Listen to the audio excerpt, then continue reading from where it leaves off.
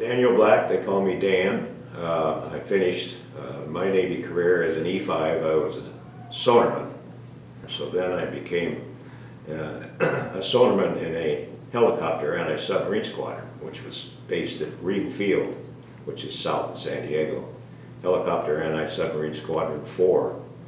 It was interesting because about 15 or 16 of us were all sonarmen who were trained how to use sonar gear in a destroyer or a destroyer escort, because that's what we trained in when we were at sonar school. And now we had to learn how to use sonar gear out of a helicopter. Totally new concept. No scope to look at. It was old searchlight gear like they'd used probably early on in the war. The helicopters were assigned to aircraft carriers for their training. The way the helicopter would operate would be out over the water, and they would hover down around 50 to 100 feet. And we had a transducer on a long cable.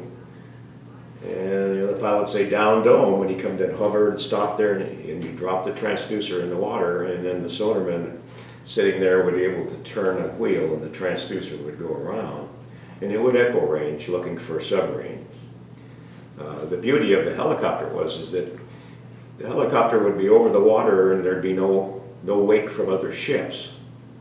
And that way the transducer would be circling around in 360 degrees, or however you wanted to do it, and you weren't bouncing the sound waves off of the wake like you would with a destroyer.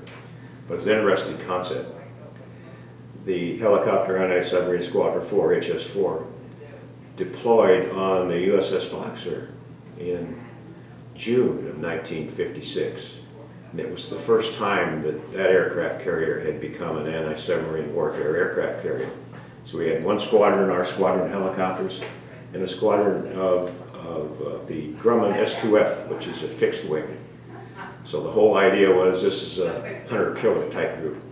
The Boxer had been very historically involved in the Korean War, a lot of battles in the Korean War. But this was the first time they deployed as a hunter-killer operation.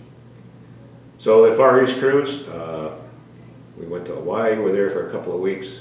For all of us 18, 19-year-olds particularly, it was very interesting to see Fort Island, to see the remnants of the Arizona, which at that time the Arizona Memorial was not even functioned. All there was a flag and a float, that's all there was.